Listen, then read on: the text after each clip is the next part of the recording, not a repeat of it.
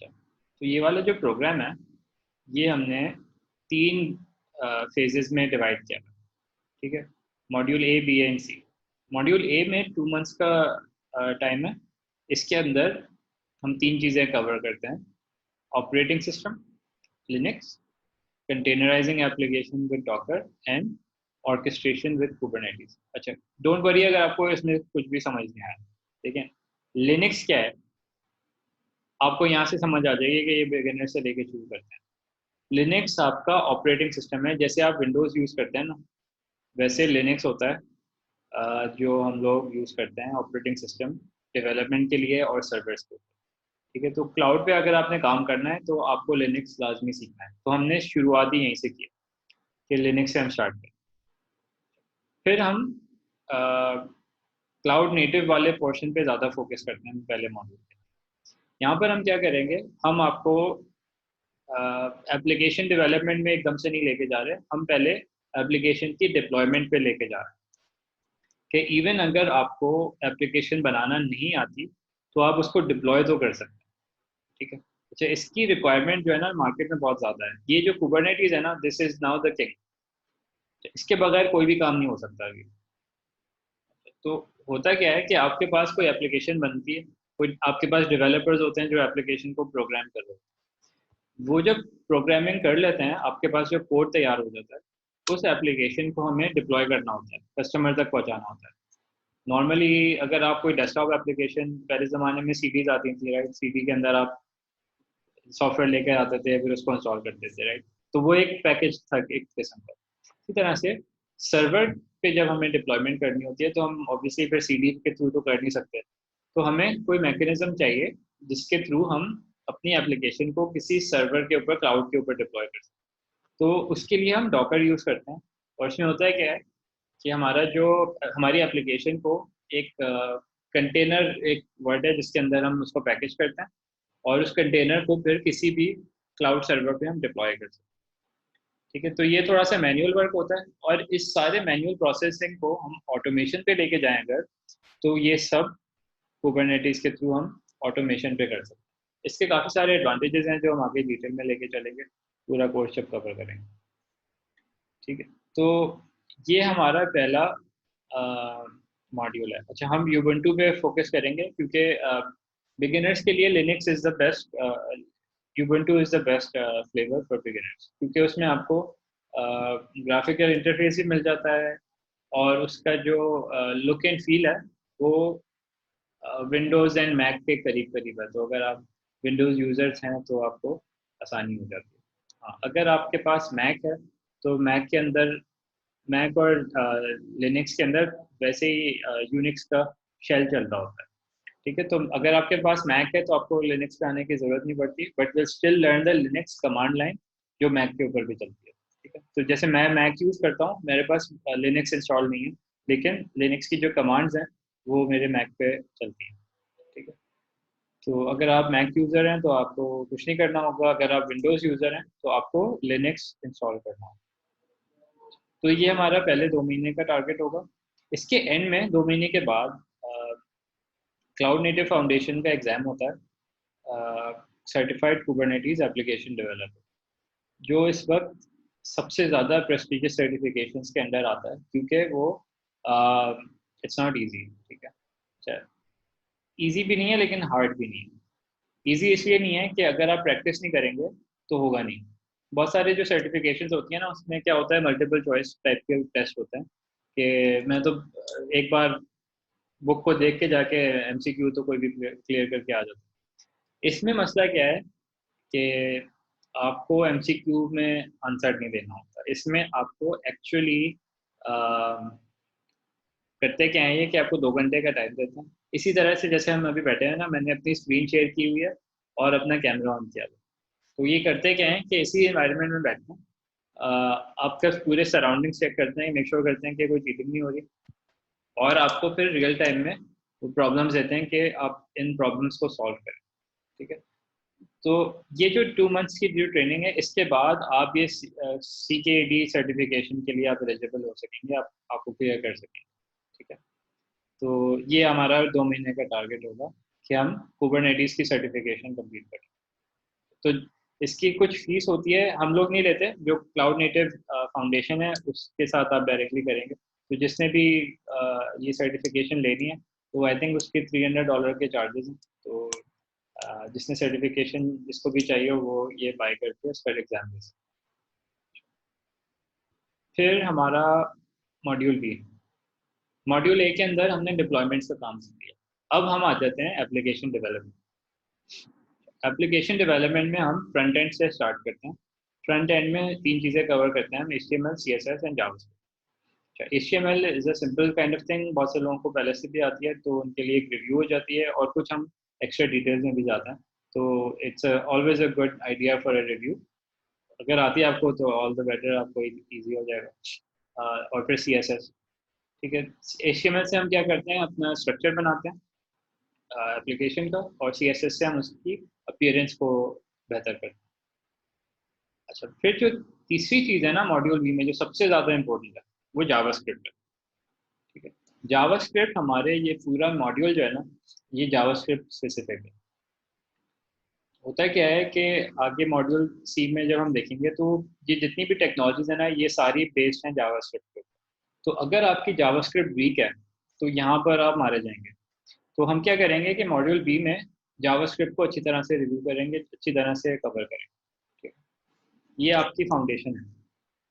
जब JavaScript complete हो जाएगी फिर हम मॉड्यूल सी में जब आएंगे तो हमारे लिए ये चीज़ें आसान हो जाएंगी, क्योंकि सारी चीज़ें जावास्क्रिप्ट की बेसिस पे चलती हैं। तो यहाँ पर हम डेटाबेसेस पढ़ेंगे, मोंगो डेटाबेस हमारा ज़्यादातर यूज़ करते हैं। फिर हम एक्सप्रेस यूज़ करेंगे जो एक API कॉल होती है between the front end back end. React हम यूज़ करेंगे to create a front end. React use करेंगे वेब एप्लीकेशन के लिए, और रिएक्ट नेटिव यूज़ करेंगे हम मोबाइल एप्लीकेशन के लिए।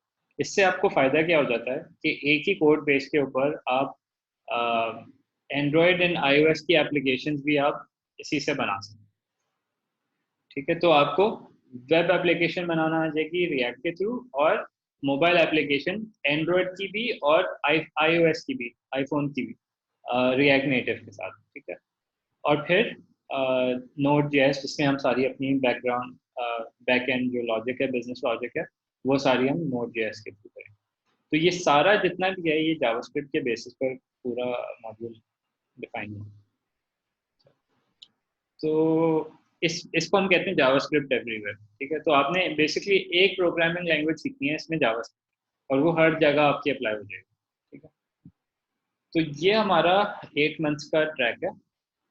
2 मंथ्स में क्लाउड नेटिव का जो डिप्लॉयमेंट वाला काम है, 3 मंथ्स में front end development, and 3 months में जो हमारा मर्न स्टैक है, Mongo, express, react and Node.js.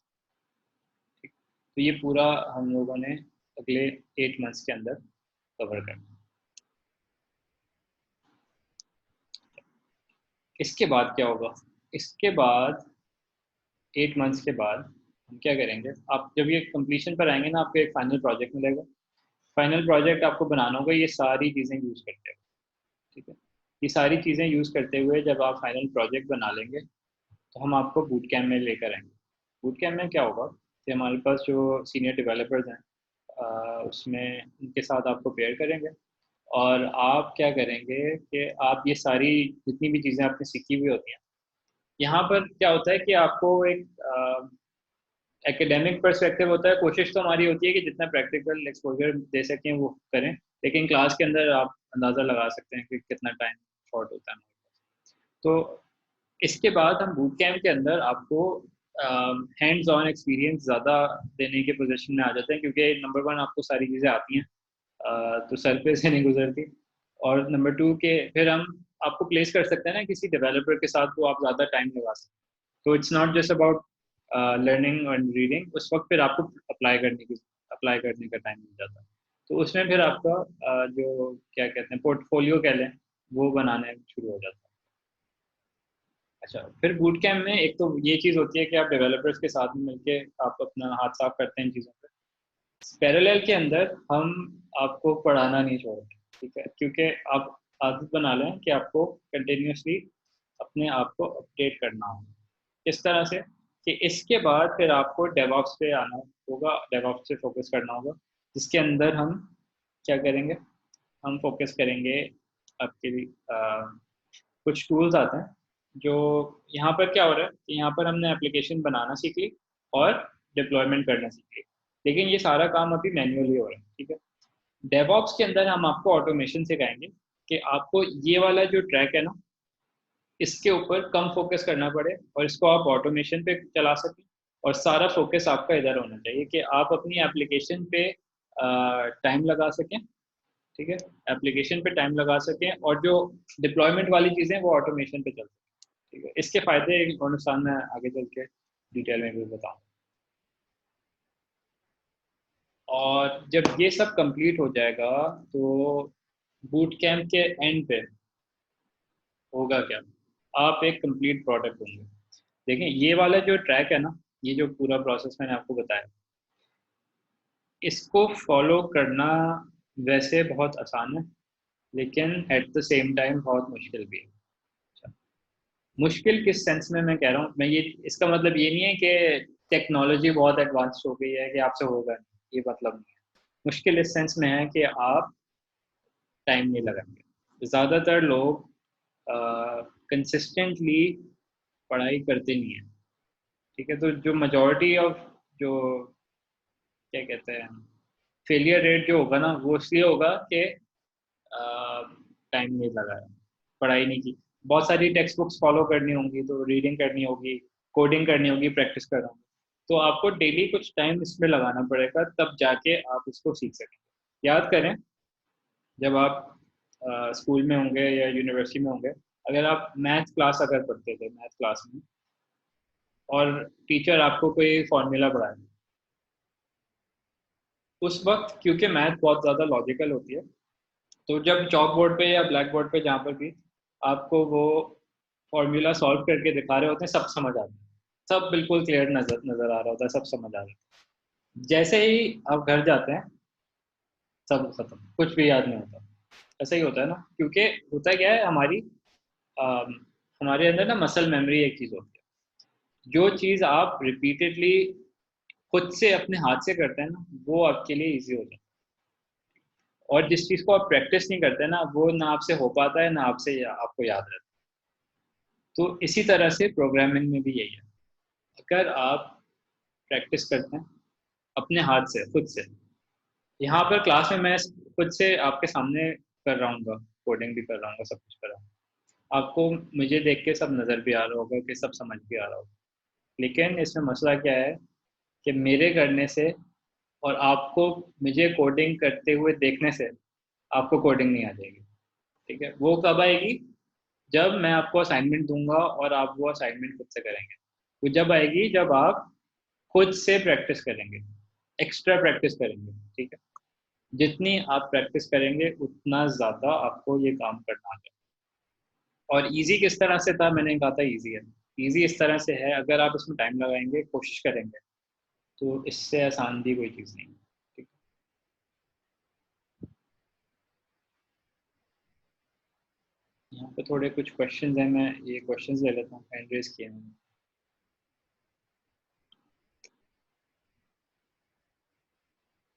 जी अस्सलाम वालेकुम।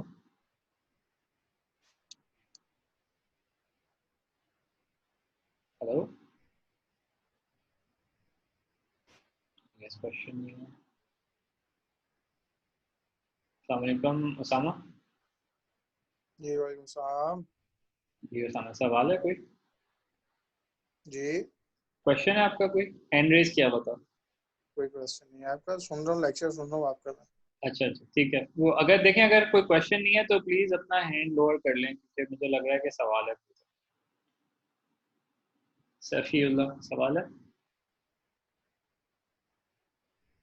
हेलो। अस्सलाम वालेकुम सर। वालेकुम सलाम। जी। सर जब हमारे पास विंडो और हमें तो लिनक्स का कोई इस्तेमाल नहीं आता, तो हम एट अ टाइम दोनों यूज कर सकते हैं? क्या क्या क्या, क्या सॉरी दोबारा पूछ। हम तो विंडो यूज करते हैं नॉर्मली, हाँ लिनक्स का तो हमें कोई समझ नहीं आती। हाँ, तो बेटा तो करने से आएगा ना, करने से आएगा। अभी पढ़ने का मकसद क्या है। वो तो ठीक है, लेकिन लिनक्स जो है वो तो कमांड बेस है ना। ध्यान जब दे। हम विंडो को अनइंस्टॉल कर दिया, लिनक्स को इंस्टॉल कर दिया और हमें उसको कोई भी समझ नहीं है, तो फिर लेकिन हम हमारा क्वेश्चन ये है कि हम इस दोनों को एट अ टाइम यूज कर सकते हैं, विंडो एक कंप्यूटर हाँ पे विंडो और बिल्कुल कर सकते हैं, इसको ड्यूल बूट कहते हैं, और इसको आप ड्यूल बूट के ही तरीके से इंस्टॉल करेंगे। उसमें क्या होता है कि जब आप कंप्यूटर को ऑन करते हैं ना, तो आपके पास सबसे पहला सवाल आता है कि आपको कौन से सिस्टम यूज करना है, यूबंटू या विंडोज। तो उस वक्त आप डिसाइड कर सकते हैं कि कौन सा ऑन करना है। ठीक है। ओके सर, मेहरबानी, thank Ahmad Faraz. Yes sir, thank you. मेरा ये क्वेश्चन था कि विंडोज़ पे भी कमांड प्रॉम्प्ट है, तो वहाँ पे ये कमांड लाइन यूज़ कर सकते हैं कि नहीं? सो ये ठीक है अगर हम डुअल यूज़ कर सकते हैं तो? हाँ, आपको ड्यूल बूट यूज करना पड़ेगा, बिकॉज हम असल में देखें, हम लोग सिर्फ कमांड लाइन नहीं चाहिए, हमें हमें कुबरनेटिस भी चलाना है, और हमें सही। लिनक्स एनवायरनमेंट के साथ कंफर्टेबल होना है, तो इसलिए ये जरूरी है। सो कमांड प्रॉम्प्ट पे पॉसिबल नहीं है? असल में कमांड प्रॉम्प्ट पे ना वो लिनक्स का शेल अलग होता है, तो ये मसला है। और ओके सर। अगर आप विंडोज पे ही रहेंगे ना, तो उसमें प्रॉब्लम ये होती है कि आपके जितने भी सर्वर्स हैं ना, वहाँ पे कहीं पे भी विंडोज नहीं चलती, तो आपको लाजमी लिनक्स चाहिए होगा। सर ये जो भी आपने ऑप्शन दिया था डुअल का, ये आप बता सकते हैं फिर ये ये कैसे डुअल करना बूट का मैं जी जी बिल्कुल बताऊंगा, उसकी है? वीडियो ओके, पूरी रिकॉर्डिंग है वो दे thank you sir. Okay.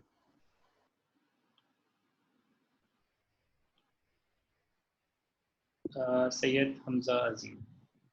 Sir मेरा क्वेश्चन ये है कि अभी हम लोग मर्ज स्टैक को देख रहे हैं बेसिकली, तो कोई पर्टिकुलर रीजन है कि हम लोग इस पर्टिकुलर स्टैक के ऊपर फोकस कर रहे हैं? क्योंकि अगर जैसे आने वाले टाइम में अगर फोकस शिफ्ट हो जाता है किसी और स्टैक पे, या सो मुझे बस बेसिकली ये पता करने के इसकी रीजनिंग क्या थी मर्ज स्टैक के ऊपर अप्रोच करने की। इसका रीज़न ये है कि जो मर्ज स्टैक है ना, ये इस वक्त का सबसे लेटेस्ट, सबसे स्टेबल एप्लीकेशन स्टैक है। और भी IVN लैंग्वेजेस वगैरह इस वक्त, लेकिन वो अभी इतनी मैच्योरिटी उसमें नहीं आई। ठीक है ना।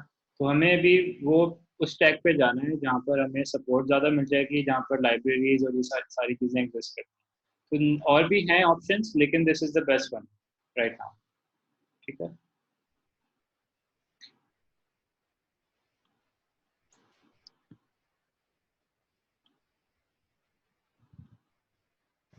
शाकिर खान।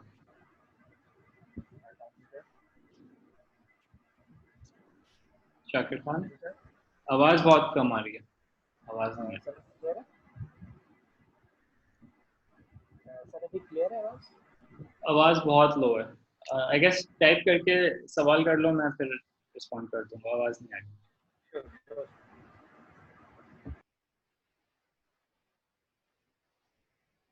मुइज़ ज़ोहैब।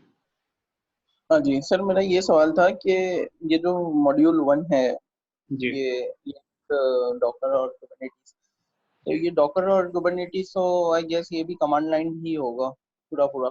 सारा कमांड लाइन होगा। दूसरा ये कि जब हम ये मॉड्यूल 3 में पहुंचेंगे, डीएक वगैरह करेंगे, तो वहाँ पे जो एप्लीकेशन बिल्ड करेंगे, तो क्या हम ये इस तरह से प्रोसेस करेंगे कि वो कुबरनेटिस के थ्रू ही जो है हम इनिशियल ही उसे करें? ये एग्जैक्टली यही करेंगे, और इसका रीज़न भी लार्जली यही है कि हम कुबरनेटिस पहले इसीलिए करते हैं कि इवन मॉड्यूल 3 भी नहीं, इवन मॉड्यूल 2 के अंदर भी हम, इवन आप HTML पेज भी बनाएंगे तो वो भी आप कुबरनेटिस से डिप्लॉय करेंगे। तो ये तो फिर वही ऑटोमेशन ही प्रोसेस हो जाएगा एक तरह से। हाँ, लेकिन असल में इसमें जो आपको जो CI/CD पाइपलाइंस और इंफ्रास्ट्रक्चर एज कोड और ये वाली सारी चीज़ें नहीं है इसमें ना, तो आपको मैन्युअली डिप्लॉयमेंट करनी होती है, फिर कुबरनेटिस में जाके इमेजेस अपडेट करने होते हैं, ये सब। हम क्या चाह रहे हैं कि जब आप एप्लीकेशन डेवलपमेंट ही कर रहे होते हैं ना, गिटहब के ऊपर आप जब कोड चेक इन करते हैं, जी आपको जी। और कुछ करना ही ना पड़े। समझ गए? तो होगा क्या कि गेट के अंदर आप जैसे कोड को चेक इन करेंगे, तो वहां से ही ट्रिगर हो जाएगा। CI/CD पाइपलाइन होती है, वो क्या करती है जी कि जी। आपकी गिटहब रिपोजिटोरी को वॉच कर रही होती है।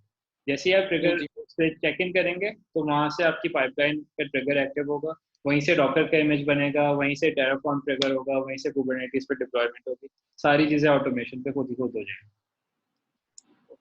तो ये सब तो आई गेस सब इंटरनेट बेस्ड होगा, ये हमारे लोकल सिस्टम में तो ये सब नहीं हो सकता। क्या कौन सी चीज़ें? ये जो आप बताएं CI/CD टूल और फिर वहां से गिटहब से CI/CD करना। और टेराफॉर्म वगैरह जो है ना, ये आपके लोकल सिस्टम पे हो सकता है। गिटहब तो ऑब्वियसली क्लाउड बेस्ड है। ठीक तो है। ये जो डेव ऑपरेशन आपने अभी बताया कि CI/CD टूल से जो है इमेज बने और फिर इमेज जो है वो कुबरनेटीज में वो डिप्लॉय हो जाए, तो क्या ये लोकल सिस्टम पे भी हो सकता है ये? क्या चीज़ जो उसकी डिप्लॉयमेंट है? हाँ, लोकल जी सिस्टम में डिप्लॉयमेंट हो सकती है, बिल्कुल बिल्कुल। तो ये जो है अगर हम ये मॉड्यूल ए अगर हम सही तरह से बिल्कुल हम इसको मतलब प्रैक्टिस वगैरह करें 2 महीने में, तो क्या हम ये सर्टिफिकेशन क्लियर कर सकते हैं इसकी?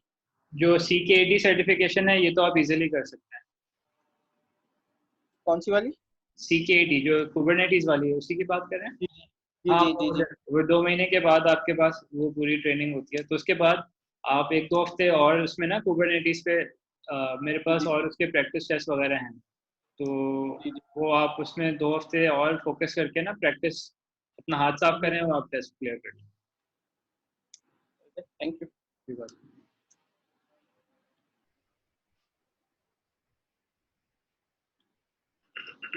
नवीद खान। सर एक सवाल ये है कि लिनक्स जो है अगर हम इंस्टॉल करने के बजाय जैसे एआई के अंदर गूगल कोलैब के ऊपर हम यूज करते थे, तो इस तरह लिनक्स के अंदर कोई ऑप्शन है हमारे पास गूगल कोलैब की तरह? असल में देखिए, मैं ये चाह रहा हूँ कि आपका जो नेटिव एनवायरनमेंट हो ना डेवलपमेंट के लिए, वो लिनक्स हो। I don't want you to program on Windows. ठीक है। ओके। अच्छा सर, दूसरा ये कि जी आप ये जो क्लास रिकॉर्ड हो रही है इसे आप बाद में पब्लिश करेंगे कहीं पे? हाँ, मैं इसको पब्लिश करता हूँ, शेयर करता अच्छा सर, एक लास्ट क्वेश्चन, ये जो क्लासेस हैं ये ऑन साइट कराची के अंदर अवेलेबल हैं अभी इस सिचुएशन में? हूँ। नहीं नहीं, अभी तो पॉसिबल ही नहीं है कि ये ऑन साइट पॉसिबल नहीं है। ठीक ठीक है सर, थैंक यू।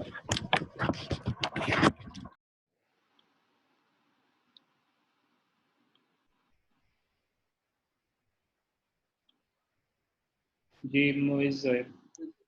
जी मेरा एक सवाल रह गया। जी, मैं ये पूछ रहा था कि ये जो मॉड्यूल बी और सी करेंगे, क्या वो भी हम लिनक्स बेस्ड ही करेंगे? सब कुछ लिनक्स बेस्ड हो, एवरीथिंग। मतलब हम स्टार्ट में जो लिनक्स करेंगे वो एंड तक जो है पूरा नोड जेएस आप एक्सप्रेस विंडोज मोंगो भूल जाएं, DB। Windows is done. हाँ, ठीक है। नहीं एक्चुअली मैंने वेब एपीआई पे काफी काम किया हुआ है ना, तो मुझे आइडिया है, लेकिन वो बेस्ड ऑन विंडोज ही है। हाँ, तो असल मैं में ये चाह रहा था कि कि जितने भी हार्डकोर डेवलपर्स हैं ना, मैं चाह रहा हूँ आप लोग हार्डकोर डेवलपर्स बने जिनको लोग रिस्पेक्ट करें। तो इवन जब आप क्लाइंट्स के साथ काम करें ना, तो आप स्क्रीन शेयर करें तो उनको नजर आए कि हाँ भाई लिनक्स पे काम हो रहा है। वरना क्या होगा, विंडोज पे काम करेंगे ना, क्लाइंट के साथ स्क्रीन शेयर करेंगे, हंसेगा कि विंडोज यूज हो रहा है। समझ रहे हैं? तो अच्छा अच्छा। ठीक है ना, तो यू वांट तो टू। ये रिएक्ट नेटिव के लिए तो फिर जो है एंड्रॉइड स्टूडियो वगैरह की हमें नीड होती है, तो वो क्या वो भी लिनक्स बेस्ड ही होगा सब पूरा लिनक्स पूरा? पे आपको सब सब मिल जाता है, लिनक्स पे आपको बिल्कुल मिल जाता है। सही है। ठीक है। और ड्यूल बूट तो वैसे ही होगा, तो अगर कोई ऐसा टूल है जिसमें लिनक्स पे नहीं चल रहा हो, तो फिर आप विंडोज पे स्विच करके कर सकते हैं, लेकिन नॉर्मली सारा काम हम इस पे लिनक्स पे कर सकते सही। हैं।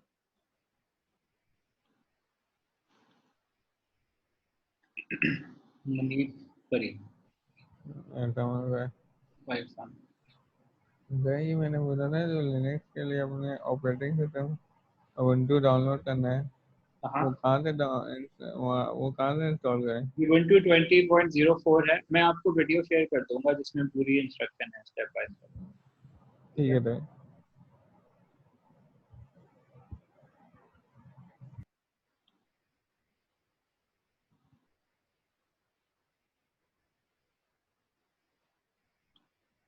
लासिम अहमद, हेलो। सर सर मैं क्लाउड नेटिव के बारे में जानना चाहूँगा कि क्लाउड नेटिव में हमारे क्या टारगेट्स होंगे, आउटकम्स क्या होंगे, ये जो लिनक्स हम इतना जोर दे रहे हैं, और ख़ास तौर पे ये डॉकर्स और क्यूबरनेटीज हाँ, हम क्यों सीखना चाह रहे हैं? ठीक है।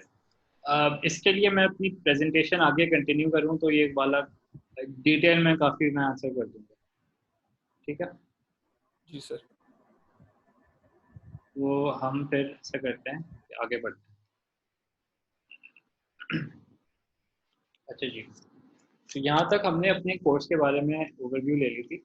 अब हम बात करते हैं कि ये क्लाउड नेटिव है क्या, और थोड़ा सा डिटेल में जाते हैं ताकि समझ आए कि ये करना क्यों।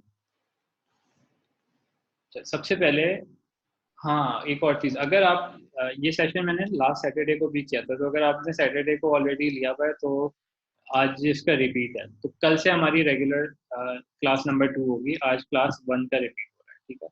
तो अगर आपने पहले से देखा हुआ था तो ये रिपीट होने जा रहा है। तो अगर आप जाना चाह रहे हैं तो आप जा सकते हैं फिर कल वाले सेशन में। अगर आप पहली बार आए हैं तो this will be first time, ठीक है। तो क्लाउड नेटिव, हम देखते हैं सबसे पहले ट्रेडिशनल कंप्यूटिंग मेथड्स।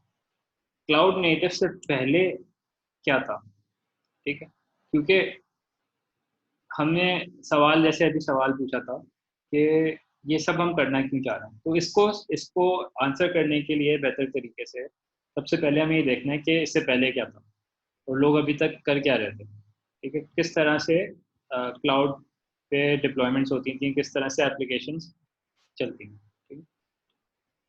तो इसको हम कहते हैं monolithic architecture. What is it? Basically अगर सिंपल लेवल में देखें तो it's a one box solution, एक पैकेज है, उसके अंदर सब कुछ आपने डाल दिया। तो मोनोलिथ कहते हैं किसी बॉक्स टॉप सोल्यूशन को कि एक ही पीस के अंदर सारी चीज़ें आपके पास अवेलेबल हो। एप्लीकेशन के हिसाब से अगर देखें तो एप्लीकेशन के जितने भी कंपोनेंट्स हैं वो सब आप एक ही एप्लीकेशन के अंदर पैकेज कर। तो कौन कौन से कंपोनेंट्स होते हैं हमारे पास? यूज़र इंटरफेस होता है। यूज़र इंटरफेस से क्या मतलब? जो आपके यूज़र को नज़र आ रहा हो, ठीक है, जिससे वो इंटरेक्ट करो। नॉर्मली आपकी वेब एप्लीकेशन होगी या मोबाइल एप्लीकेशन या कोई इंटरफेस हो सकता है कि कोई वॉइस एप्लीकेशन, ठीक है, जिस भी तरीके से यूज़र आपके साथ इंटरेक्ट करता है। फिर आपके पास बिजनेस लेयर होता है जहाँ पे आपकी लॉजिक होती है, और आपका डेटा इंटरफेस होता है जो आपके डेटाबेस के साथ आपके यूज़र इंटरफेस और बिजनेस लेयर को कनेक्ट करता है।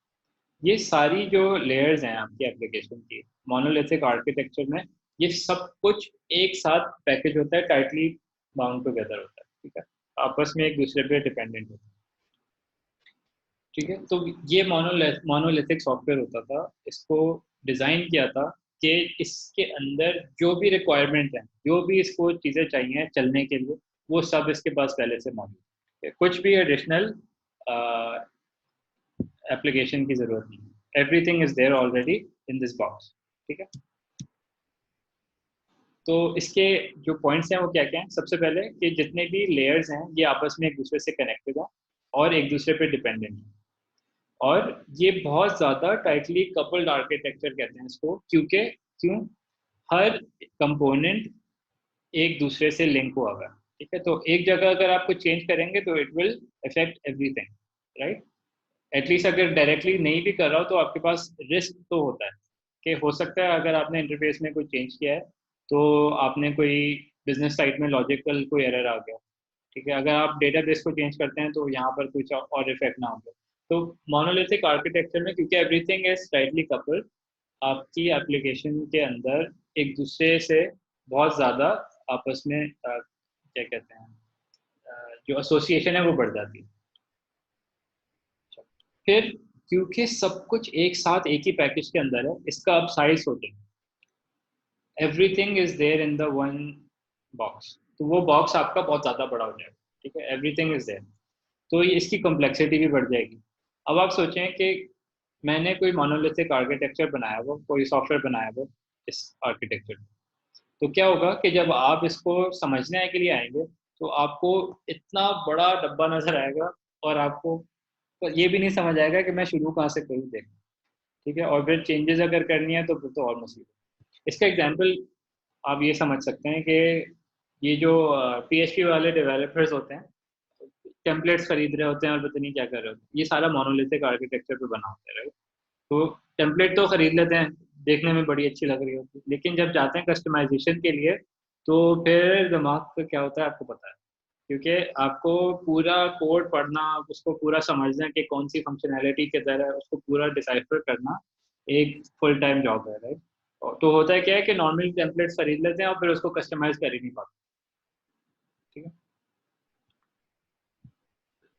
अच्छा, और जितनी कॉम्प्लेक्सिटी बढ़ती है और एप्लीकेशन का साइज बढ़ता है तो फिर एक आप ये सोचें कि अगर छोटी एप्लीकेशन है तो उसको लॉन्च करने में जल्दी लॉन्च हो जाएगी, और अगर बहुत बड़ी एप्लीकेशन है तो उसको उतना ज़्यादा टाइम लगेगा, क्योंकि उसके अंदर कितने ज़्यादा लेयर्स होंगे, कितने प्रोसेसेस होंगे सिर्फ उसको स्टार्ट करने के, ठीक है।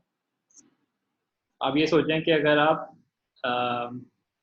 गाड़ी स्टार्ट करते हैं तो गाड़ी स्टार्ट करके चलाने में आपको ऑलमोस्ट नो टाइम लगता है, और अगर आप यही सोचें कि अगर आपको रॉकेट शिप चलानी है तो वो पूरी चेकलिस्ट होगी, राइट। और बीच में अगर आपको जहाज उड़ाना है तो जहाज की अलग चेकलिस्ट। तो there is a varying degrees of complexity, right. तो जितना साइज बढ़ता है उतना ज़्यादा आपको इसमें टाइम लगता है स्टार्टअप में एंड एग्जीक्यूशन। फिर रिलायबिलिटी का मसला होगा। रिलायबिलिटी का क्या मसला होगा कि क्योंकि सब कुछ एक साथ एक ही पैकेज के अंदर है, अगर आपके एक लोकेशन पर एप्लीकेशन में बग आती है तो पूरी एप्लीकेशन इफेक्ट हो जाएगी, ठीक है। ठीक। एक जगह पर इशू आया तो everything else is at risk, तो ये आपकी रिलायबिलिटी का मसला है।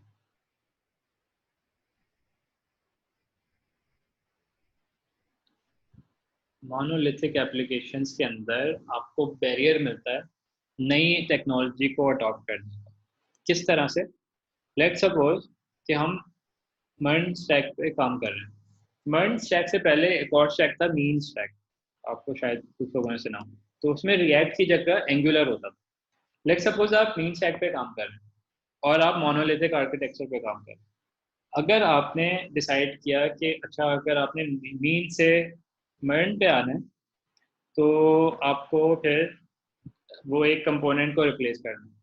लेकिन अगर आप मोनोलिथिक के अंदर हैं तो आप कैसे चेंज करेंगे?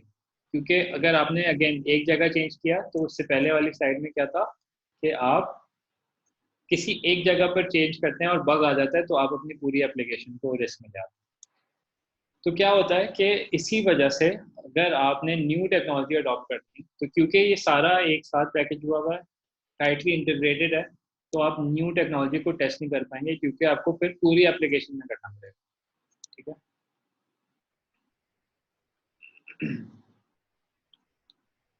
और पूरी एप्लीकेशन को अपडेट करने का आप सोच सकते हैं कि कितना टाइम और कितने रिसोर्सेज खर्चा करना पड़ेगा, वो सारी चीज़ें कोई तैयार नहीं होता था इसको करने के। अच्छा, तो वो मोनोलिथिक आर्किटेक्चर था जो अभी तक लोग करते आ रहे थे। अब क्या चल रहा है? अब आ गया है माइक्रो सर्विस आर्किटेक्चर। जो कॉन्सेप्ट था मोनोलिथिक का उसमें क्या था कि everything is one big box. Micro service में नाम से आप गेस कर सकते हैं कि स्मॉल सर्विसेज, ठीक है। तो स्मॉल सर्विसेज किस तरह से कि जो हमारा बॉक्स था उसको हमने ब्रेक कर दिया इनटू मल्टीपल स्मॉलर एप्लीकेशंस, ठीक है। तो छोटी छोटी सी सर्विस है। अब आप ये सोचें कि हमारी कोई एक बिग एप्लीकेशन है, उसको हमने ब्रेक करके छोटी छोटी एप्लीकेशंस में बना। फॉर एग्जांपल कोई एप्लीकेशन लेते हैं, ये एप्लीकेशन है जूम जिसमें हम अभी ये क्लास ले रहे हैं। इस एप्लीकेशन के अंदर बहुत सारे फंक्शन हैं। अगर ये मोनोलिथ होगा तो इस एक पैकेज के अंदर सारी कंपोनेंट्स एक साथ पैकेज हुए। लेकिन अगर हम इसको माइक्रो सर्विस से बनाने जाएं तो हम क्या कर सकते हैं कि हम इन सारी जो डिफरेंट फंक्शनैलिटीज़ हैं इनको अलग अलग एप्लीकेशंस में पैकेज करें। किस तरह से? हम लोग ये देखें कि कौन कौन सी फंक्शनैलिटीज़ हमारे पास है। तो इसमें आपके पास क्या क्या ऑप्शन है? आपके पास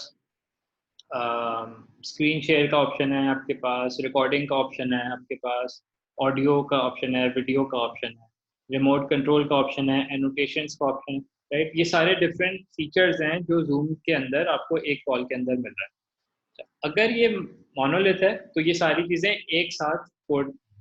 अगर माइक्रो सर्विस है तो क्या होगा कि ऑडियो की सर्विस अलग हो जाएगी, ठीक है, वीडियो की सर्विस अलग होगी, स्क्रीन शेयर की सर्विस अलग होगी, एनोटेशन अलग होगी। ये छोटी छोटी एप्लीकेशंस अलग अलग कोड होगी। तरह से। तो होगा क्या कि इवेंचुअली आपके पास जितनी डिफरेंट फंक्शनैलिटीज हैं वो सब एक अपनी छोटी एप्लीकेशन, ठीक है। तो होगा क्या कि अगर आपने फिर सोचा कि यार स्क्रीन शेयर वाले एप्लीकेशन के अंदर कुछ थोड़ा सा मसला है, इसको हमने रिक्वायरमेंट चेंज करी है या कुछ अपडेट किया है, तो आपको बाकी की एप्लीकेशन रिस्क में नहीं लानी पड़ेगी, वो सिर्फ आपने एक एप्लीकेशन एक माइक्रो सर्विस में जाके चेंज करना, ठीक है।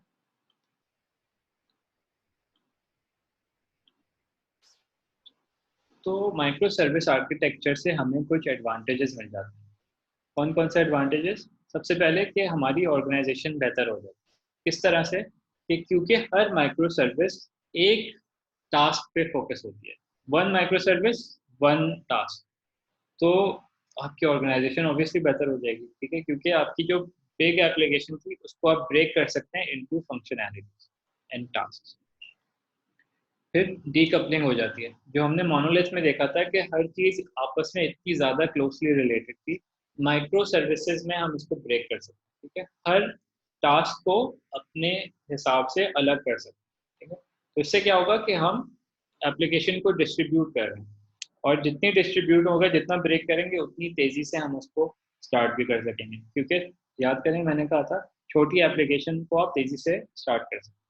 तो बहुत सारी छोटी एप्लीकेशंस को भी आप बहुत तेज़ी से स्टार्ट कर सकते हैं, क्योंकि कोई प्रेसिडेंस नहीं होगी, कोई प्री रिक्विजिट्स नहीं होंगे।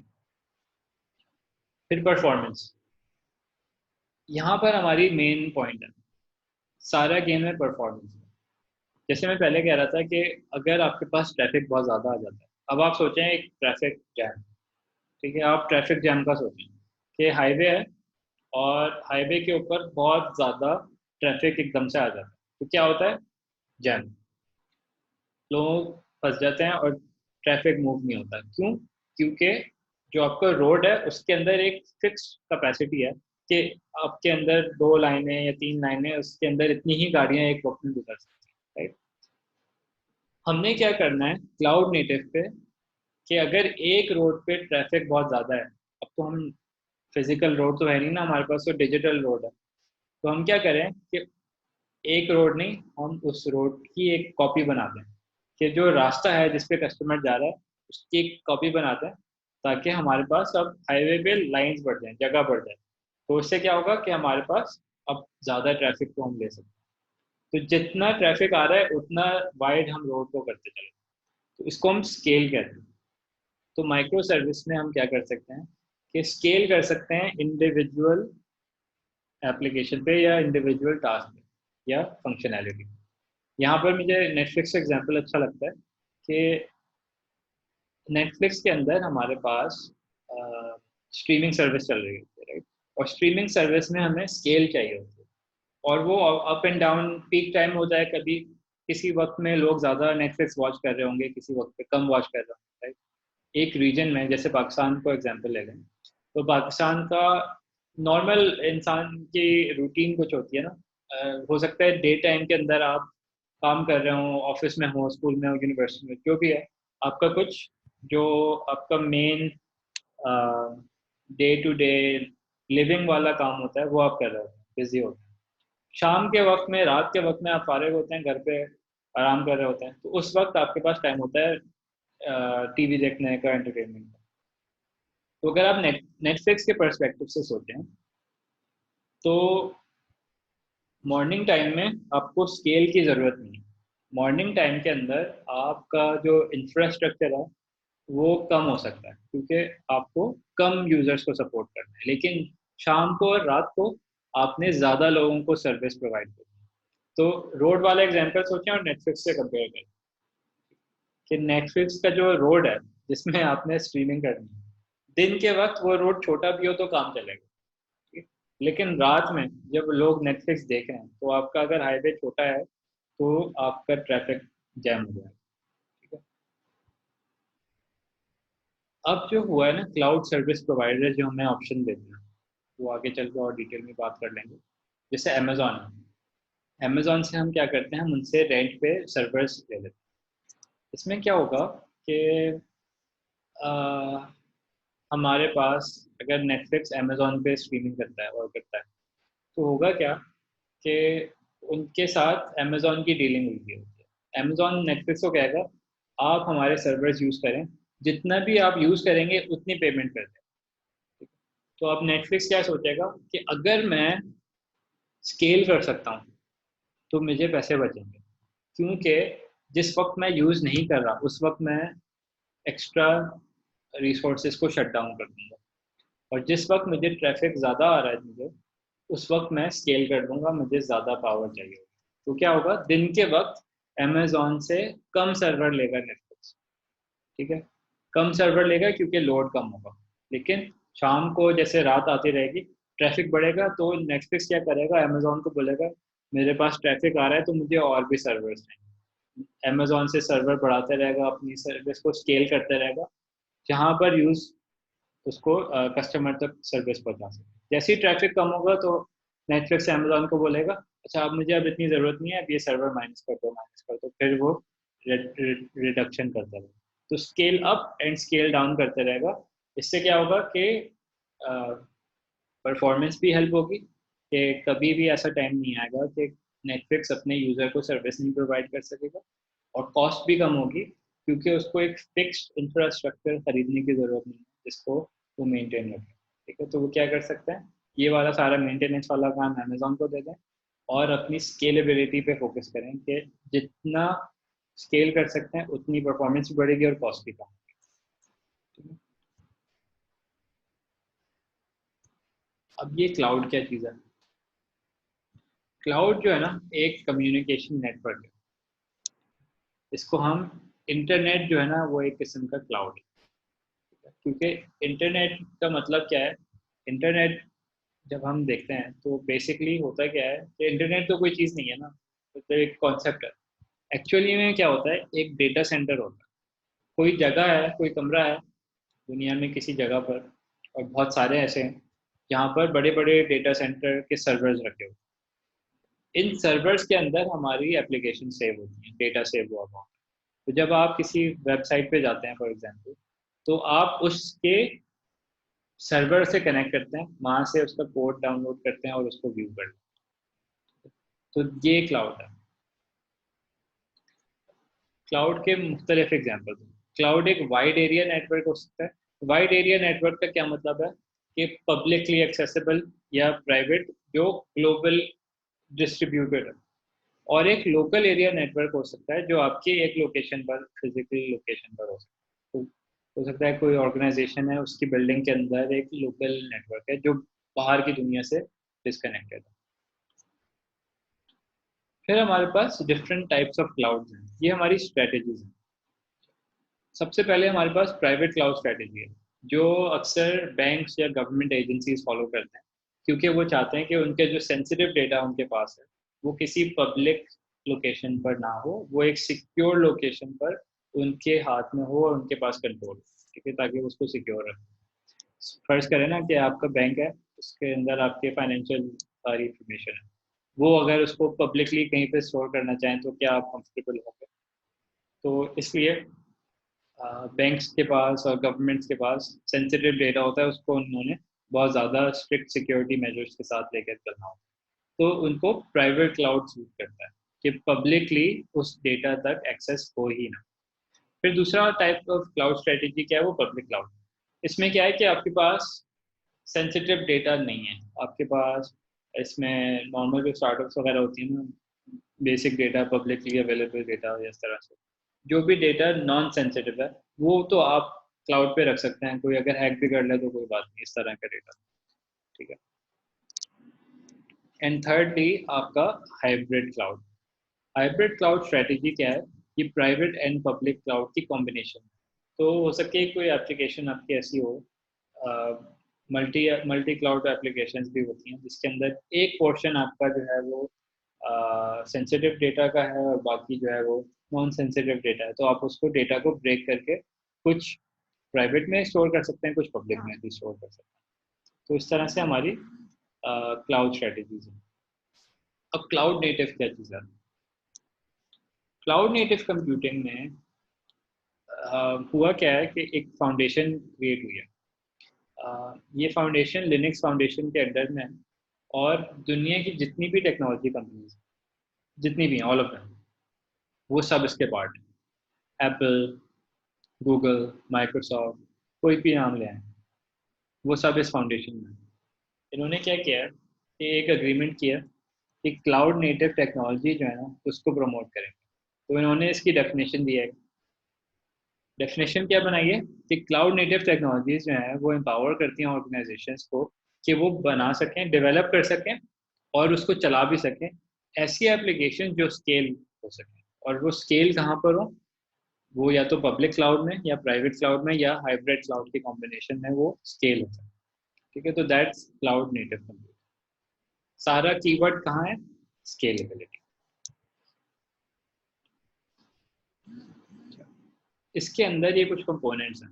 डेवऑप्स है, agile, micro services, cloud computing platforms, containerizing applications, orchestration systems और कंटिन्यूअस डिलीवरी। ये सारी चीज़ें क्या हैं, तो एक एक लेके चलते हैं। सबसे पहले अगर डेवऑप्स को अगर आप समझना चाहें तो होता क्या था प्रीवियस हिस्ट्री में अगर देखें, और मे बी अगर आप लोग में से कोई काम कर रहे हो अभी भी ऑर्गेनाइजेशन में यही चल रहा होता है, तो ब्यूरोक्रेसी बहुत ज़्यादा होती है। वो इसलिए होती है कि आपके पास एक साइड पे डेवलपर टीम होती है, एक साइड पे ऑपरेशंस की टीम होती है, और इन दोनों में एक क्लियर बाउंड्री होती है। ठीक है, क्लियर बाउंड्री किस तरह से कि डेवलपमेंट टीम के पास उनके जहन में ये होता है कि हमने सिर्फ प्रोग्रामिंग करना है, ठीक है, हमने सिर्फ एप्लीकेशन का कोड लेना है। और दूसरे साइड पे बैरियर के ऑपरेशंस टीम है, वो उनका क्या जहन होता है कि हमें प्रोग्रामिंग नहीं आती, हमें क्या करना है कि जो कोड आ रहा है उसको उठा के हमें डिप्लॉय करना है। और आपस में पढ़ता चलता है, कंटिन्यूसली पढ़ता चलता है। डेवलपर बोलेगा कि अगर कभी भी मसला आया तो डेवलपर बोलेगा ऑपरेशंस की तरफ से, ऑपरेशंस वाला कहेगा कि कोड में मसला है। ठीक है, तो इसमें क्या होता है कि will always have this internal politics. DevOps से क्या हुआ है कि हमारी ये जो सेपरेशन और रिस्पॉन्सिबिलिटीज थी ये खत्म। अब क्या हुआ है कि जो डेवलपर है उसके पास ऑपरेशंस का काम इजी करने के लिए ये टूल्स आ गए हैं जिसके थ्रू इजीली आप क्या कर सकते हैं, एप्लीकेशन को डिप्लॉय कर सकते हैं। तो डेवलपर का काम क्या इजी हो गया कि वो ऑपरेशंस वाला काम ऑटोमेशन पे हो जाएगा, और डेवलपर जो है वो फोकस कर सकता है कि यार मेरी एप्लीकेशन अच्छी बन जाए, deployment is not an issue, मुझे एक बटन पे क्लिक करना है वो मुझे कस्टमर तक पहुंच जाएगा। ठीक है, तो जो डेवऑप्स है वो एक साइकिल है, ठीक है, जिसके अंदर हम डेवलपमेंट एंड ऑपरेशंस को लेके चलते हैं।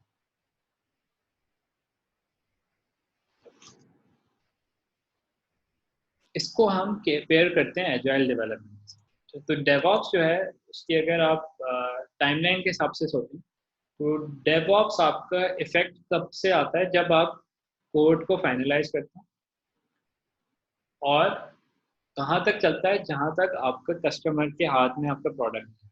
ठीक है, तो from point A to B. Agile जो है वो इससे पहले कोड कंप्लीशन तक। तो एजाइल में हम क्या करते हैं कि it's a development approach. Normally क्या होता है कि जब कोई, आपने देखा होगा जब भी कोई कोई काम या कोई कंपनी या कोई प्रोडक्ट बनाने के लिए बैठते हैं नॉर्मली लोग, तो वो क्या करते हैं, वो पहले बैठेंगे पूरा प्लान बना लें कि हमने क्या क्या करना है, बनाना क्या है, कैसे बनाना है, कब उसको हम रिलीज करेंगे। ये नॉर्मली 6 महीने साल भर का एक पूरी टाइमलाइन बना, इसमें कुछ मसला होता है। इसको हम कहते हैं वाटरफॉल मेथोडोलॉजी।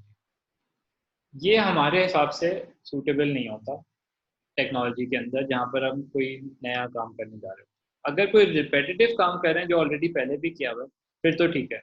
जैसे कि अगर आपने रोड बनाना है, तो उसमें कोई नई चीज़ नहीं है, राइट। रोड बनाने का एक सीधी सीधी एक प्रोसीजर है, उसको आप फॉलो करें। तो उसके लिए आप पूरा प्लान भी बना सकते हैं कि हाँ भाई हमने रोड बनाना है कराची से लाहौर, उसके लिए आपने इतना जो है टाइम चाहिए होगा, इतने लोग चाहिए होंगे, जो जो रिसोर्सेज चाहिए होंगे, कितना आपको सामान चाहिए, वो सब आप पहले से प्री प्लान कर सकते हैं। लेकिन सॉफ्टवेयर में ऐसा नहीं है, क्योंकि सॉफ्टवेयर में जो आप सॉफ्टवेयर बनाने जा रहे हैं उसमें अनसर्टेनिटी होगी। क्योंकि जब आप कोई नया काम करने जा रहे हैं, फर्स्ट करें आप पहली बार रोड बनाने जा रहे हैं, दुनिया में कभी रोड बना ही नहीं था, उसका कॉन्सेप्ट ही नहीं था।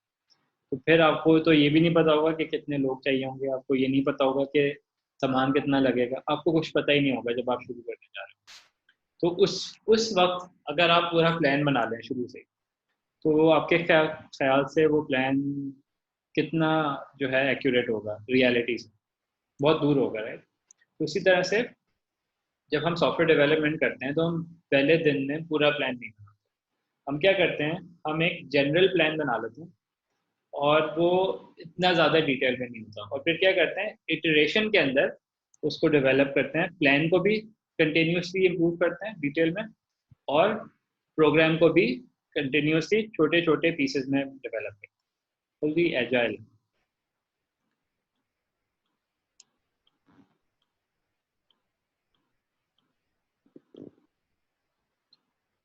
फिर हमारे पास माइक्रो सर्विसेज की हमने बात की थी।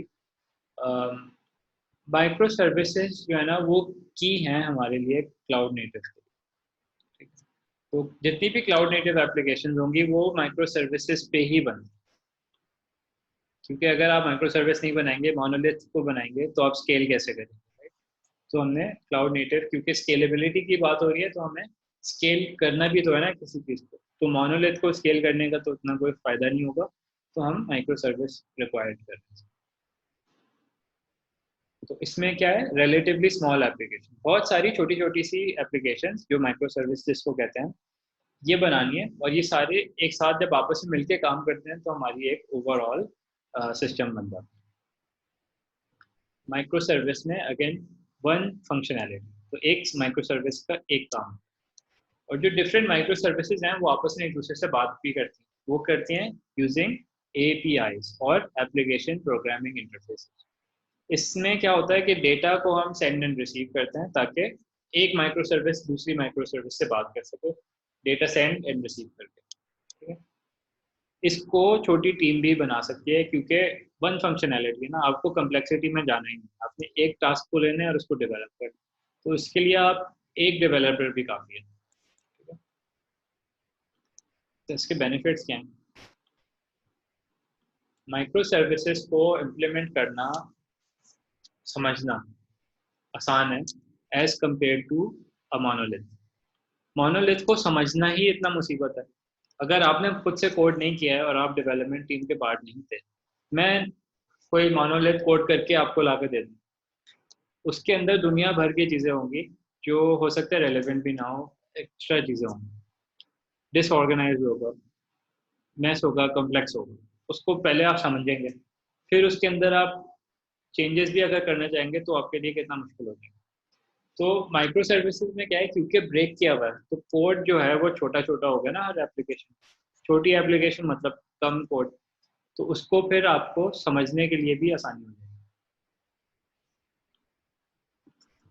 इसमें क्या होगा कि अगर आपके पास कम कोड है तो उसमें आपको समझने में भी आसानी हो जाएगी और उसको कोड करने में भी आसानी हो जाएगी, क्योंकि जब हम अपने आप को बेंचमार्क्स लेके चलते हैं ना, कुछ टारगेट्स लेके चलते हैं जैसे, तो हमारा काम आसान हो जाता है, ठीक है। तो इसी तरह से डेवलपमेंट के अंदर भी अगर हम टारगेट्स रखते हैं, टारगेट सेट करते हैं कि छोटा टास्क कंप्लीट किया, फिर नेक्स्ट टारगेट वो भी छोटा सा टास्क है वो कंप्लीट किया, एंड सो ऑन, तो हम काम कंप्लीट करते जाते हैं, थोड़ी सी सेंस ऑफ अचीवमेंट भी आती है कि हमने कुछ कर लिया। अदरवाइज क्या होता है, मोनोलिथ बनाने जाते हैं ना तो वो एंड तक पता ही नहीं चलता कि बना। माइक्रो सर्विस में क्योंकि आपने छोटे छोटे पीसेस में काम करना है, तो आपको डेली बेसिस पे कुछ ना कुछ नज़र आ रहा होगा कि हाँ ये काम है। और फिर हम माइक्रो सर्विसेज से एफिशिएंटली स्केल कर सकते हैं। अगर आप मोनोलिथ को स्केल करेंगे तो पूरी एप्लीकेशन स्केल होगी। लेट्स सपोज नेटफ्लिक्स एक मोनोलिथ होती है और उसको आप स्केल करेंगे तो पूरी नेटफ्लिक्स की एप्लीकेशन स्केल होगी। लेकिन अगर माइक्रो सर्विस है तो सिर्फ एक फंक्शनैलिटी जो स्ट्रीमिंग सर्विस है उसको आप स्केल कर सकते हैं। लेकिन अगर मोनोलिथ में होता तो उसकी जो बाकी की जितनी भी फंक्शनैलिटीज़ हैं वो भी स्केल होती, जैसे कि नेटफ्लिक्स में पेमेंट का सिस्टम है वो भी स्केल होता है मोनोलिथ के साथ। उसमें कुछ AI के सिस्टम्स हैं जो आपके हिस्ट्री को देखते हैं, आपको रिकमेंडेशंस देते हैं, वो सारी चीज़ें। तो ये जितनी भी बाकी कंपोनेंट्स हैं एप्लीकेशन की, ये भी आपको साथ में स्केल करना पड़ता अगर मोनोलिथ हो। लेकिन माइक्रो सर्विस में क्योंकि ये जितनी बाकी फंक्शनैलिटीज़ हैं ये अलग इंडिपेंडेंट एप्लीकेशंस हैं, आपको उनको साथ में स्केल नहीं करना पड़ता। तो क्या होगा, एफिशिएंसी बढ़ जाएगी, राइट, क्योंकि जो इररेलेवेंट चीज़ है उस पर रिसोर्स वेस्ट नहीं। चैलेंजेस भी होंगे ना, हर चीज़ तो अच्छी अच्छी नहीं होती। माइक्रो सर्विसेज के साथ भी कुछ चैलेंजेस हैं। माइक्रो सर्विस वो कॉम्प्लेक्सिटी रिमूव करती है जो आपकी एप्लीकेशन के अंदर की कॉम्प्लेक्सिटी होती है, जो कोड लेवल कॉम्प्लेक्सिटी। लेकिन अब क्योंकि माइक्रो सर्विस है और डिस्ट्रीब्यूटेड सिस्टम है, तो डिस्ट्रीब्यूटेड सिस्टम की अपनी कॉम्प्लेक्सिटी होती है। वो कौन सी कि आपके पास बहुत सारी अलग अलग माइक्रो सर्विसेज हैं, वो सारे इंडिपेंडेंट एप्लीकेशन हैं, उनको आपस में कम्युनिकेट करना है, उनको आपस में कनेक्ट करना है, सो ये सारी आपस में ऑर्केस्ट्रेट करना है। तो ये जितनी भी डिपेंडेंट सर्विसेज हैं ये एक दूसरे को फाइंड कर सकें, आपस में कम्युनिकेट कर सकें, ये एक चैलेंज होगा क्योंकि इतनी सारी माइक्रो सर्विसेज। फिर अगर कोई माइक्रो सर्विस स्लो हो जाती है, कोई एप्लीकेशन रिस्पॉन्ड नहीं कर रही, तो उसको ढूंढना, उसको हैंडल करना कि इसको फिक्स कैसे किया जाए, ये आपके लिए मसला हो जाएगा।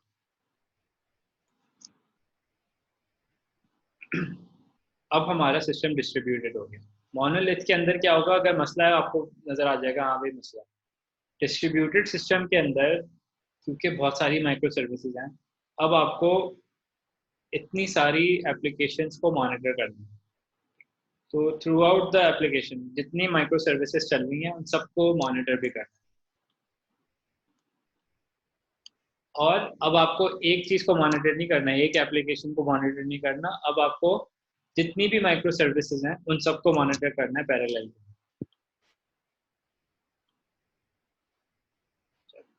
Cloud computing platforms. Cloud computing platforms क्या है? हमारे पास अब आसानी हो गई। पहले ज़माने में जब ये सारे आए थे, गूगल, फेसबुक, अमेज़ॉन वगैरह, इनके पास ये रिसोर्सेज अवेलेबल नहीं थे, क्लाउड प्रोवाइडर्स थे ही नहीं। तो अगर आपको कंपनी स्टार्ट करनी होती तो आप क्या करते, अपना सर्वर खरीदते, अपना नेटवर्क बनाते, सारी चीज़ें खुद से करते, कितनी इन्वेस्टमेंट लगती। अब क्या हुआ है कि अमेज़ॉन ने, गूगल ने, सब ने हमारे लिए ज़िंदगी आसान कर दी है कि हम इनके डेटा सेंटर्स के अंदर जो सर्वर्स लगे हैं वो यूज़ कर सकते हैं और बहुत कम कॉस्ट में यूज़ कर सकते हैं। ठीक है, तो इनकी जितनी स्टोरेज कैपेसिटी है, कंप्यूटिंग पावर है, मैनेजमेंट सिस्टम्स हैं, ये सारे हम यूज़ कर सकते हैं और ऑन डिमांड यूज़ कर सकते हैं। जब हमें ज़रूरत है हम उसको यूज़ कर सकते हैं। हमने ये सारी चीज़ें देखी हुई हैं, सब बात कर चुके हैं।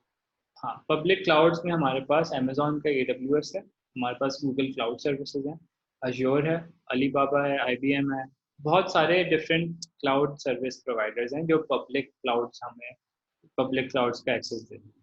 ये कौन से क्लाउड्स हैं? जिन्होंने अपने डेटा सेंटर्स बनाए हुए हैं और उन डेटा सेंटर्स में जो सर्वर्स हैं उनका एक्सेस हमारे पास मिल जाता है if we are willing to pay for. Private cloud हम अपना बना सकते हैं कि हमने अपनी जगह पर सर्वर लगा के अपना नेटवर्क बना, और हाइब्रिड में हम अपने सर्वर को और इनके सर्वर्स को दोनों को पैरेलल यूज कर सकते हैं। इसमें हमें फ़ायदा क्या होता है, जैसे मैं कह रहा था कि हमें अपनी अप फ्रंट कॉस्ट जो होती है ना IT इंफ्रास्ट्रक्चर की, वो नहीं करनी पड़ती। तो हम क्या करेंगे कि बहुत ही मिनिमल कॉस्ट पे अमेज़ॉन के सर्वर्स यूज़ कर लिए, ये गूगल के सर्वर्स यूज़ कर लिए, इससे हम बच गए, हमें सर्वर्स बाय नहीं करनी, और सर्वर्स बहुत एक्सपेंसिव पड़ते हैं। फिर आपको उसकी मैनेजमेंट टीम रखनी पड़ेगी, server administrators and so on, फिर आपको उसको कूलिंग करनी होगी, बिजली के बिल अलग भरें, तो it's a lot of different cost, वो हम सबसे बच जाते हैं और ये सारी एक्सपेंसेस अमेज़ॉन या गूगल अपने एंड पे बेयर करते हैं। और पे एज यू गो मॉडल है कि जितना आप यूज़ करेंगे उतनी ही पेमेंट करना है। ठीक है, अगर आप यूज़ नहीं कर रहे, बंद है आपका सर्वर, तो आपने उसका पेमेंट भी नहीं करना है।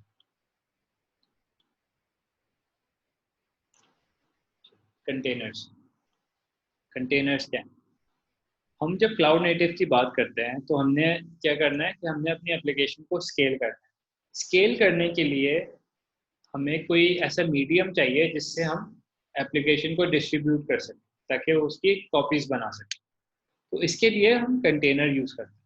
कंटेनर है क्या? बेसिकली एक हमारी एप्लीकेशन के इमेज की रनिंग कॉपी है, ठीक है। तो हमारा बेसिकली चलती भी एप्लीकेशन जो है वो कंटेनर है। इसके लिए हम डॉकर यूज़ करते हैं। ज़्यादातर सबसे बड़ा जो कंटेनराइजेशन टूल है उस वक्त डॉकर, और भी हैं but Docker is the main. इसके अंदर क्या होता है कि हमारा हमारा जो एप्लीकेशन कोड है इसका हम इमेज बनाते हैं। ये हम जब डॉकर ऑब्वियसली जब डिटेल में पढ़ेंगे तो देखेंगे, अभी एक हाई लेवल इंट्रोडक्शन सा करा। तो इमेज हमारा जो होता है उसकी उसका एक एग्जीक्यूटेबल पैकेज होता है जिसके अंदर हमारी जो एप्लीकेशन को रिक्वायर्ड चीज़ें ना वो इसके अंदर होती है, जो जैसे कि उसका कोड, जो रन टाइम है, लाइब्रेरीज अगर कोई ज़रूरत है हमें एप्लीकेशन कोड के लिए, कोई इन्वायरमेंट वेरिएबल्स या कॉन्फ़िगरेशन फाइल्स, ये सारी चीज़ें हम जैसे डॉकर पढ़ेंगे और एप्लीकेशन डेवलपमेंट करेंगे तो क्लियर होती जाएंगी। कंटेनराइजेशन में उसकी पॉपुलैरिटी के कुछ रीज़न हैं। एक, क्योंकि कंटेनर्स जो हैं वो फ्लेक्सिबल, ठीक है, कोई सी भी एप्लीकेशन को हम कंटेनराइज कर सकते हैं, डजेंट मैटर कि कितनी कॉम्प्लेक्स हो। कंटेनर्स लाइट वेट होते हैं। होता क्या है कि कंटेनर के अंदर जब हम डॉक्टर डिटेल में पढ़ेंगे तो वो हिस्ट्री भी देखेंगे, लेकिन कंटेनर के अंदर हमें पूरा ऑपरेटिंग सिस्टम नहीं लाना पड़ता। तो उसके अंदर बहुत ही मिनिमल कोड होता है, सिर्फ जो आपकी एप्लीकेशन वो आप डिप्लॉय कर सकते हैं, तो ये लाइट वेट होता है। कंटेनर्स इंटरचेंजेबल हैं इस तरह से कि एक कंटेनर, अगर आप एक कंटेनर में कोई मसला होता है तो क्योंकि वो एक इमेज से बना होता है वो रिप्लेसेबल है, तो उस कंटेनर को आप क्रैश करके नया कंटेनर ला सकते हैं। तो ये आपस में एक दूसरे को रिप्लेस करते हैं। कंटेनर्स पोर्टेबल है। पोर्टेबल किस तरह से कि आप उसको बिल्ड करते हैं अपने लैपटॉप पे, उसको आप क्लाउड के अंदर डिप्लॉय करते हैं और फिर वो कहीं पे भी आप उसको चला सकते हैं, किसी भी कंप्यूटर पे। कंटेनर से हमारी एप्लीकेशन स्केलेबल हो जाती है क्योंकि आप कंटेनर के नंबर ऑफ रेप्लिकास बढ़ा सकते हैं, ठीक है। तो एक कंटेनर की आप कॉपीज बना लें, जितनी भी आपको चाहिए उसकी कॉपीज आप बना सकते हैं। जितनी कॉपीज बनाएंगे उतना स्केल आपका बढ़ रहा है, और उस स्केल कम करनी है तो आप रेप्लिकास को कम कर दें, कंटेनर्स बंद कर दें। और ये स्टैकेबल होते हैं कि आप मल्टीपल कंटेनर्स को एक दूसरे के साथ स्टैक करके चला सकते हैं। ऑर्केस्ट्रेशन, हमने ये जो देखा कि जब हमने ये सारी चैलेंजेस जो देखे, माइक्रो सर्विसेज के चैलेंजेस, डॉकर के अंदर ये सारी चीज़ें हम कर सकते हैं। ये सब हम मैन्युअली कर तो सकते हैं, स्केल भी मैन्युअली कर सकते हैं, लेकिन मैन्युअली क्यों करें? ठीक है, मैन्युअली करने में बहुत ज़्यादा जान जाएगी, ठीक है, और ह्यूमनली पॉसिबल भी नहीं होगा, ठीक है। तो हमें कोई ऐसी चीज़ चाहिए जो ये ऑटोमेशन के थ्रू कर सके, हमारी जो ह्यूमन इनपुट है वो कम कर सके, ठीक है। तो कंटेनर तो हमने बना लिया, कंटेनर बनाना तो इजी काम है, लेकिन उसको अब स्केल करना कि हमारा जितना लोड की रिक्वायरमेंट है उसको रियल टाइम में लोड के हिसाब से एडजस्ट करते हैं, ये कैसे होगा? ये इतना आसान काम नहीं है। इसके लिए हमें कुछ चीज़ें देखनी है। सबसे पहले हमारा सिस्टम हेल्दी होना चाहिए, तो हमें मॉनिटरिंग करनी है सिस्टम की। दूसरा ये कि हमें ऑटोमेशन पे किसी भी कंटेनर का शटडाउन या स्टार्टअप ऑटोमेशन पे ट्रिगर करने की ज़रूरत है। हमें ये मेक श्योर करना है कि जो भी कॉन्फ़िगरेशंस हैं वो हमारी इन प्लेस हों, ताकि हमारी एप्लीकेशन की जो भी कॉन्फ़िगरेशन की चीज़ें हैं वो मौजूद हों इन्वायरमेंट के अंदर। फिर जितना ट्रैफिक आ रहा है उसका लोड हम बैलेंस कर सकें।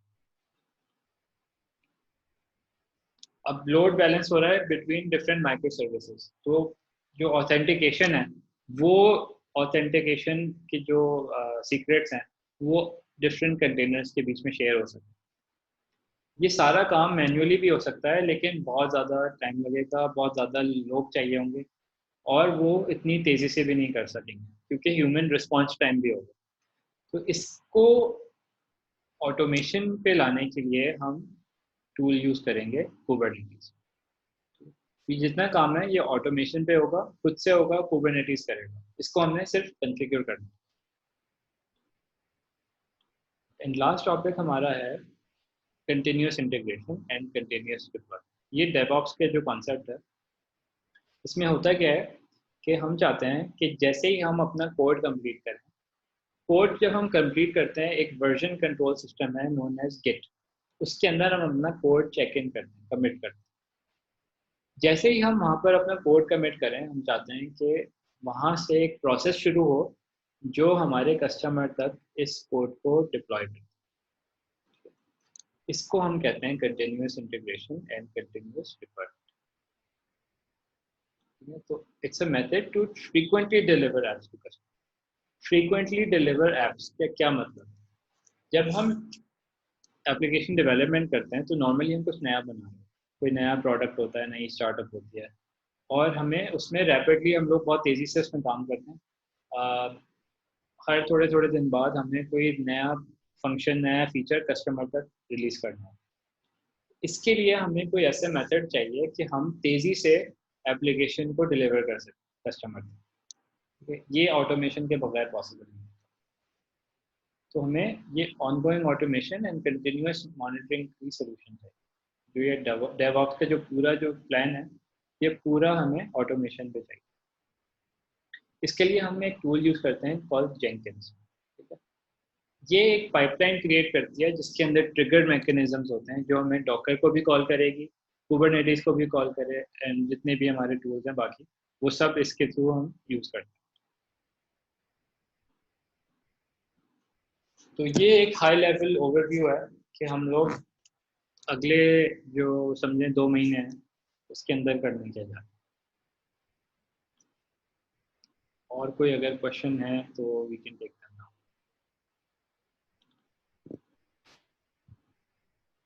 मूवीज सो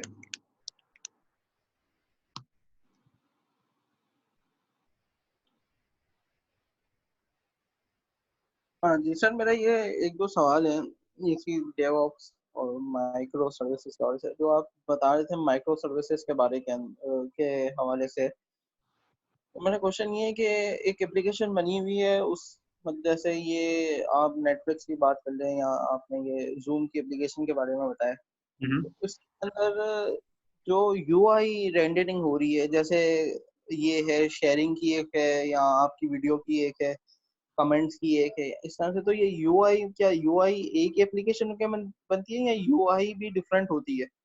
यूआई भी डिफरेंट हो सकती है क्योंकि आपके जो एप्लीकेशन के पेजेस भी अलग अलग होते हैं ना, तो आप यूआई भी फर्क कर सकते हैं।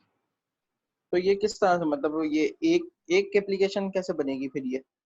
हाँ देखें, जब आपकी एप्लीकेशन है ना, उसके अंदर आप आपस में लिंक्स क्रिएट करते हैं ना, you can use hyperlinks to navigate to a different application. तो पेजेस ऐसी होती है कि एक एप्लीकेशन डोमेन सेम होगी लेकिन उसका जो सब डोमेन है उसमें डिफरेंट एप्लीकेशन चल रही है। और दूसरा एजाइल मेथोडोलॉजी जो आपने बताई थी कि वो तो वही है कि जो प्रोसेस जितना चल रहा है वहीं तक ये काम करता है, ये आई गेस। नहीं समझा, मैं सवाल नहीं समझा। मतलब एजाइल मेथोडोलॉजी तो यही है ना कि जैसे आप कोडिंग कर रहे हैं तो मतलब एक के बाद एक प्रोसेस कंप्लीट होगा, उसके बाद फिर हम दूसरे प्रोसेस पे जाएंगे, फिर थर्ड प्रोसेस पे जाएंगे। प्रोसेस, व्हेन यू से प्रोसेस क्या मतलब? मतलब डेवलपमेंट प्रोसेस की बात कर रहा हूँ मैं। जो फंक्शनैलिटीज की बात कर रहे हो? जी जी। हाँ, एजाइल में देखो, एजाइल में हम लोग ना क्या करते हैं कि one functionality at a time develop करते हैं। हाँ जी। तो ये मतलब एजाइल मतलब ये क्या पुराना हो गया, अब हम डेवऑप्स की तरफ जाएंगे तो एक साथ एजाइल और डेवऑप्स जो है ना आपस में एक साथ यूज करेंगे। एजाइल हमारा डेवलपमेंट का है कि जब हम कोडिंग कर रहे हैं तो बनाना क्या है, और डेवऑप्स से हमारा उसको रिलीज करने, डिप्लॉयमेंट वाली स्ट्रेटजी, तो दोनों साथ में यूज होते हैं। और ये जो आपने कंटेनर की बात की थी कि कंटेनर जो है वो हम एक कॉपी बना के रख सकते हैं डॉकर के अंदर, तो मतलब जैसे लोड हमारा वो एकदम से आ जाता है या पीक टाइम है या अभी लोअर टाइम है, अनपीक टाइम है, तो इसके अंदर हम मतलब किस तरह से, मतलब वो हमें एप्लीकेशन या सर्वर की कॉन्फ़िगरेशन इस तरह से करनी होती है, या वो डॉकर या कुबरनेट्स खुद ही इंटेलिजेंटली वो हैंडल कर रहा होता है? कुबरनेटिस को हम कॉन्फ़िगर करते हैं और फिर इंटेलिजेंटली वो हैंडल करता है। मतलब ये कि अभी अगर जैसे मेरे पास अभी 2000 रिक्वेस्ट आ रही है एट अ टाइम, और एक वाक्य है जिसमें सिर्फ 100 रिक्वेस्ट आ रही है, हाँ, तो वो किस तरह से वो हैंडल करेगा इस चीज को? होता मतलब ये वो है कॉपी कि हाँ, करेगा या मैं एक बता कॉपी यूज करेगा? मैं बताता हूँ। जब आप कुबरनेटिस यूज करते हैं ना, तो कुबरनेटिस के अंदर नोड्स होते हैं। एक नोड जो होता है आपका एक सर्वर होता है, ठीक है। सही है, तो आपके एक सर्वर पे कुछ गिवन कैपेसिटी होती है, ठीक सही। है।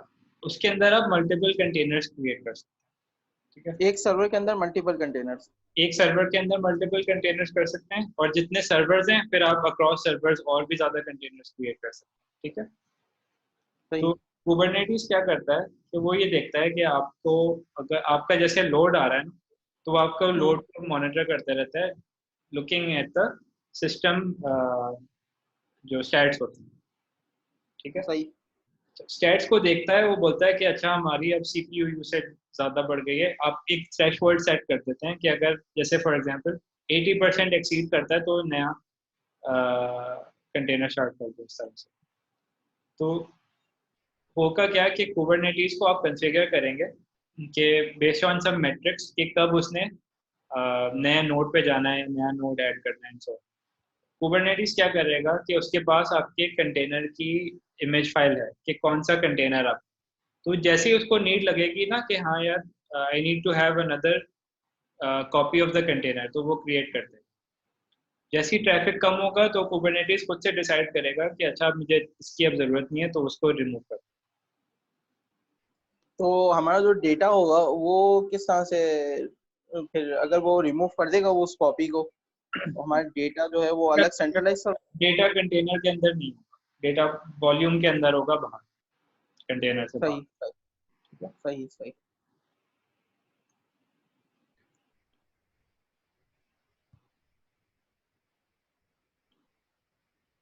शेख अब्दुल मजीद। जी अस्सलाम वालेकुम। मेरा क्वेश्चन ये है कि कंटेनराइजेशन और वर्चुअलाइजेशन में फ़र्क क्या है? कंटेनराइजेशन और वर्चुअलाइजेशन, राइट। वर्चुअल मशीन में क्या होता है कि जब जो भी आप वर्चुअल मशीन क्रिएट करते हैं ना, उसके अंदर वर्चुअल मशीन के अंदर ऑपरेटिंग सिस्टम भी होता है, राइट। तो कंटेनर के अंदर क्या होता है कि आपने वर्चुअल मशीन की तरह ऑपरेटिंग सिस्टम इंस्टॉल नहीं करना। जहाँ जिस सिस्टम पर आपका कंटेनर चल रहा है, उस सिस्टम का ऑपरेटिंग सिस्टम यूज हो जाता है, तो वो लाइट वेट हो जाता है।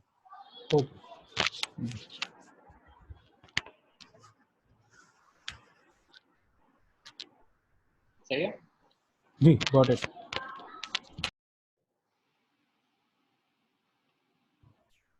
Last amendment. जी सर एक तो सर आपने बहुत अच्छे तरीके से समझाया ये क्लाउड और ये जो कंटेनराइजेशन वगैरह है। सर मेरा ये सवाल था कि अगर हम लोग इसके अंदर एक छोटी सी एप्लीकेशन शुरू में ये डिप्लॉय कर लें, यानी बहुत कोई बड़ा नहीं, कोई वेब पोर्टफोलियो पेज हर इंडिविजुअल का, इससे ये होगा सर कि हर एक के अपना पोर्टफोलियो भी डेवलप हो जाएगा, वेबसाइट भी एक छोटी सी उसे बनानी आ जाएगी, और दूसरा सर ये कि इससे सेंस ऑफ अचीवमेंट आएगी और एक एजाइल अप्रोच होगी। अगर आप ये ऐसे ही करेंगे, हम लोग यही करेंगे थ्रू आउट द कोर्स। जैसे जैसे हम चीज़ें सीखते चले जाएंगे तो हम वो उसके हिसाब से असाइनमेंट बनाते हैं, ठीक है। ठीक सर, बहुत शुक्रिया। मैं चाह रहा था ये शुरू में हो जाए, क्योंकि बहुत सारे लोगों को इस वक्त जो है ना वो शुरू में एनर्जी ज़्यादा होती है, कुछ सेंस ऑफ अचीवमेंट आ जाए तो ठीक है, वरना वो आहिस्ता आहिस्ता जो है ना हम लोग फिर वो मोटिवेशन लूज कर बिल्कुल बिल्कुल ऐसे ही करेंगे, ऐसे ही करेंगे। चलो ओके, ओके तो ये होगी आज की क्लास। इंशाल्लाह कल से हम नॉर्मल क्लास रिज्यूम करेंगे। कल हम लोग लिनक्स से स्टार्ट करेंगे, ठीक है। तो लिनक्स में पहले मैं थोड़ी सी थियरी कवर कराऊंगा और फिर हम कमांड लाइन पे शुरू करेंगे कि लिनक्स में कमांड लाइन को कैसे यूज करते हैं। और कोई क्वेश्चन अगर हो तो व्हाट्सएप ग्रुप्स हैं, इसमें एक्सियम का नंबर भी है, हमाद का भी नंबर है, और मेरा भी नंबर ग्रुप में एडमिन में लिस्टेड है, तो you welcome to ask any question, ठीक है। तो फिर will meet tomorrow at 2 o'clock। अल्लाह हाफ़िज़।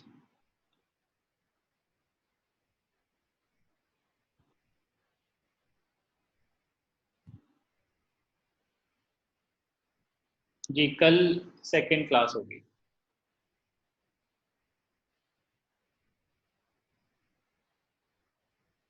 ओके, अल्लाह हाफ़िज़।